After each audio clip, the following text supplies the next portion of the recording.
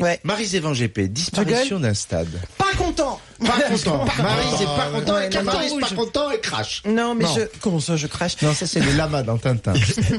Non, je me sers de la disparition d'un stade pour gueuler d'une façon générale sur les problèmes des structures en Île-de-France et sur le fait que l'athlétisme, pour moi, ne va pas bien.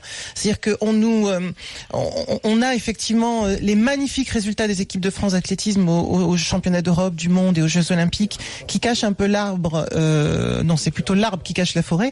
Mais l'Île-de-France, en ce moment, c'est une catastrophe. On a énormément de mal à organiser les compétitions. Les comités départementaux sont complètement indigents. J'ai participé ce week-end à la Coupe de France des sauts et des lancers avec mes athlètes. Et ben c'est simple, on était le seul club sur toute l'Île-de-France, donc comme ça, bon, effectivement, on a gagné, mais c'est juste une catastrophe.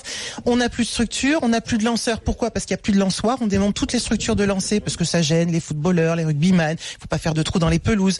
On avait parlé, d'ailleurs, j'avais fait un coup de gueule au mois de juin sur les aires de lancer qui étaient démontées à l'INSEP pour agrandir les terrains de football. Donc, c'est-à-dire qu'à l'INSEP, t'avais plus de lancer de poids, plus de lancer du marteau. En plus, l'INSEP, c'est très connu pour le football. C'est ce que j'allais dire. Ouais, en plus, oui. Donc, l'INSEP, pour ceux qui nous écoutent, c'est quand même l'Institut national du sport. Et là, on a à nouveau un stade mythique qui va peut-être disparaître si on ne fait pas quelque chose, même s'il y a une pétition qui est lancée.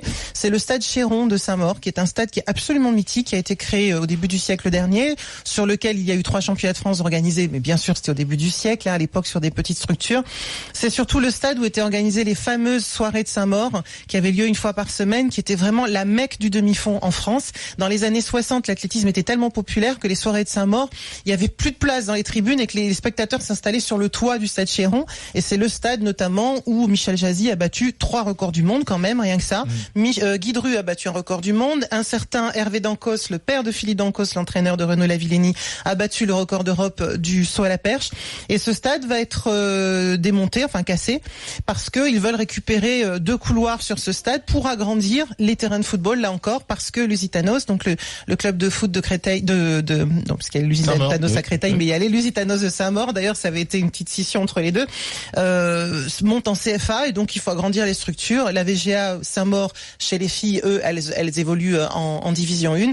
Et je trouve que c'est vraiment trahir en plus l'esprit de celui qui avait donné les terrains, qui était un certain Phileas Vassal, donc il y a très très très longtemps, qui lorsqu'il avait donné les terrains de la VGA Saint-Maur avait mis des conditions, avait dit qu'il ne voulait pas d'ailleurs que ça soit qu'il y ait de scission et qu'il voulait qu'il y ait une pratique féminine et masculine. Donc là-dessus ça a été respecté, c'est devenu un grand club omnisport, mais c'est devenu aussi un club où il y avait différentes pratiques sportives.